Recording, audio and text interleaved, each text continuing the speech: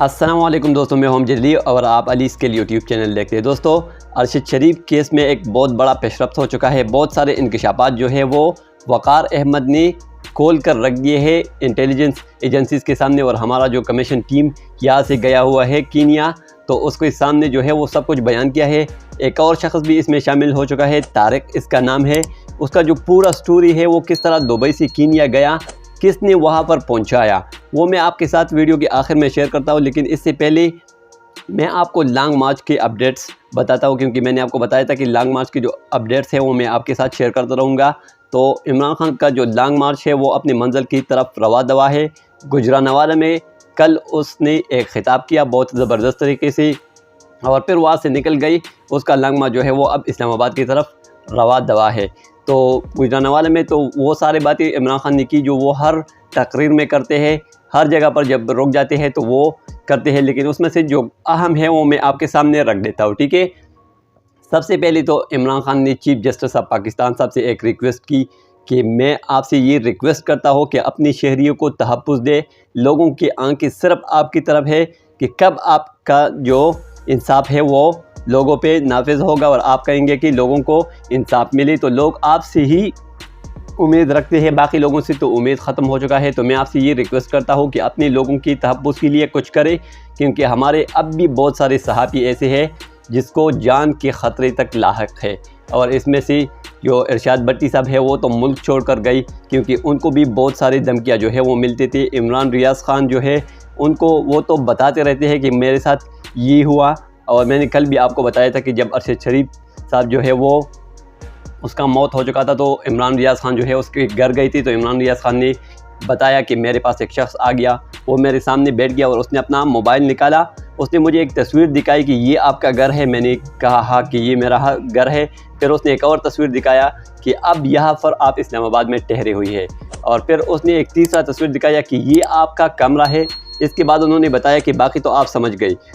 तो इमरान रियाज़ ख़ान ने बताया कि चूँकि अरशद शरीफ का मौत हो चुका था तो मैं बहुत गुस्से में पहले भी था, बहुत परेशान था। तो उसके साथ मेरे 2-3 तल्ख़ जुमलों का तबादला हो गया, और मैंने उसे बताया कि आप जो करना चाहे वो कर सकते हैं। तो इसी तरह के ख़तरे जो है अब भी लाहिक है।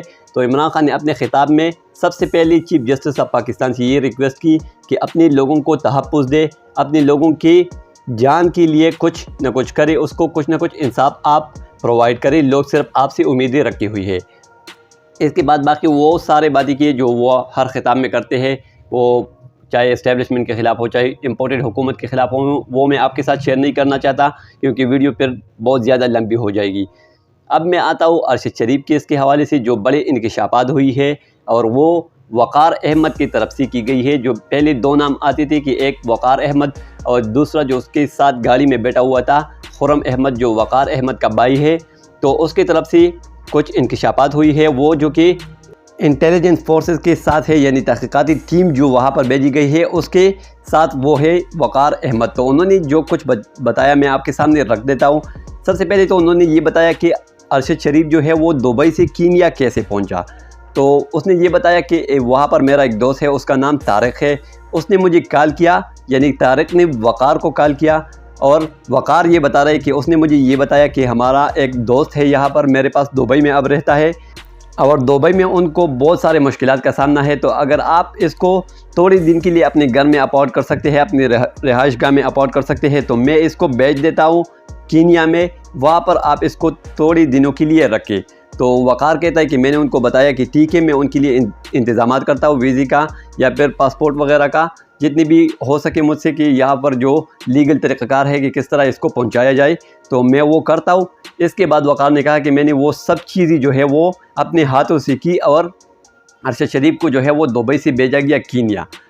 अब कीनिया में मेरे भाई का घर है नैरोबी में, जो कि कीनिया का कैपिटल है। तो मैंने उसको बताया कि अरशद शरीफ जो है वो आपके साथ रहेगा, और मेरा जो घर है वो एक दूसरे शहर में, जहाँ पर मेरा एमओ डंप भी है, जहाँ पर मैं लोगों को ट्रेनिंग देता हूँ शूटिंग की, और मेरे पास बहुत सारे कंट्रैक्टर्स जो है वो आते हैं, मैं उनको ट्रेनिंग देता हूँ। तो मेरा घर जो है वो उसके करीब है, क्योंकि मैं नैरोबी से रोज़ाना वहाँ पर नहीं जा सकता। तो इसीलिए मैंने अपने भाई को बताया कि अरशद शरीफ जो है वो आपके साथ रहेगा कुछ दिनों के लिए नैरोबी में।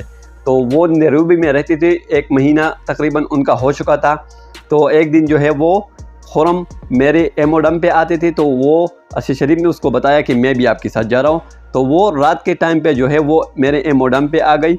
वहाँ पर मैं उनसे मुलाकात भी हुई है और जो ट्रेनिंग की जगह थी वहाँ पर वो भी मैंने उनको दिखाई कि ये हमारा जो इलाका है, ये यहाँ पर हम लोगों को ट्रेनिंग देते हैं। तो इसके बाद जो है वो तकरीबन रात के 8 बजे थे कि अर्शद शरीफ मेरे भाई के साथ गाड़ी में बैठ गई और वो नैरोबी के लिए रवाना हो गई, अपने घर जाने के लिए वो रवाना हो गई। तो कुछ टाइम तो गुजरा, फिर जो खुरम है वो बता रही है कि अर्शद शरीफ मेरे पास गाड़ी में बैठा हुआ था। हम जो कि इस इलाके से गुजर रही थी जहाँ पर एक छोटा सा जंगल जैसा इलाका है और कच्चा है, वहाँ पर रोड भी नहीं है। तो यहाँ पर थोड़ी छोटे छोटे पत्थर मौजूद थी, तो मैंने इसको इग्नोर किया और गाड़ी नहीं रोकी। तो इसमें से उन छोटी झाड़ियों में से या उस जो दरख्त मौजूद है उनमें से 2-3 लोग जो है वो निकल गई। उन्होंने फायरिंग की और अर्शद शरीफ को जो है वो गोली लग गई। एक गोली जो है वो टायर पर भी लग गई, लेकिन मैंने उस वक्त भी गाड़ी नहीं रुकी। मैंने गाड़ी को भगाया क्योंकि मुझे बहुत ज़्यादा डर लगा था उस वक्त कि मुझे भी अब मारा जाएगा। तो मैंने गाड़ी बिल्कुल भी नहीं रुकी। मैंने वहाँ से गाड़ी को भगाया और दूर एक पेट्रोल पंप था वहाँ पर खड़ा कर दिया। ये खुरम अहमद बता रहे। फिर इसके बाद वो बता रहे कि मैंने अपने भाई को कॉल किया, यानी वक़ार अहमद को, और उनको ये बताया कि ऐसा वाक़या हो चुका है, अर्शद शरीफ को गोली लग गई है और मैं चूँकि वहाँ से भागने में कामयाब हो गया हूँ, तो मैं अब इस पेट्रोल पंप पे खड़ा हूँ, लेकिन अर्शद शरीफ जो है वो मर चुका है। तो मैंने अर्शद शरीफ को गाड़ी में छोड़ा और उस पंप में एक कमरा था, वहाँ पर मैं छुप गया क्योंकि मैं बहुत ज़्यादा डर चुका था और मुझे ये खौफ थी कि अर्शद शरीफ का पीछा करेंगे वो लोग तो मेरे पंप पे भी पहुँच जाएंगे और अब मुझे भी शूट करेंगे। तो मैं छुप गया। फिर उसके बाद वक़ार अहमद जो है वो अपने एमोडम से पेट्रोल पंप पे आ गई। उन्होंने गाड़ी का दरवाज़ा खोला और अर्शद शरीफ को देखा, तो उसका एक तस्वीर भी कैप्चर किया जो कि बाद में सोशल मीडिया पर बहुत वायरल भी हो गया, लेकिन मैं आपके सामने वो नहीं रखता क्योंकि वो मुझे बुरा लगता है। तो इसके बाद वक़ार अहमद ने पुलिस को कॉल की और पुलिस को बताया कि ऐसा वाक़या हो चुका है। तो पुलिस आ गया और जितनी भी इन्वेस्टिगेशन टीम थी वो भी आ गई और वो जो वाक़या है वो देखा। फिर उसका जो लैपटॉप था और मोबाइल था वो पहले से डिक्की में रखा हुआ था, तो पुलिस ने वो लैपटॉप और मोबाइल उठाया। तो अब अर्शद शरीफ का जो लैपटॉप और मोबाइल है वो पुलिस के पास है। अगर कोई उस पर इन्वेस्टिगेशन करना चाहते हैं तो वक़ार अहमद ने कहा कि वो पुलिस ने ले गया है, पुलिस उसको हासिल कर चुके गाड़ी से, तो वो उनके पास है, उस पर इन्वेस्टिगेशन करें। यानी वक़ार अहमद और खुरम अहमद ये बता रहे कि हम इस कत्ल में जो है वो शामिल नहीं है, ये पहले से प्लान था, हमें भी इसमें इस्तेमाल किया। तो ये एक पूरा स्टोरी जो है वो सामने आ चुका है। तो मैंने सोचा कि आपके साथ ज़रूर शेयर करनी चाहिए क्योंकि ये एक बहुत बड़ा इंकशाफ है वक़ार अहमद की तरफ से और खुरम अहमद की तरफ से। और दूसरा जो नाम सामने आ रहा है तारिक, वो दुबई में रहता है और उसने अर्शद शरीफ को कीनिया भेजा था।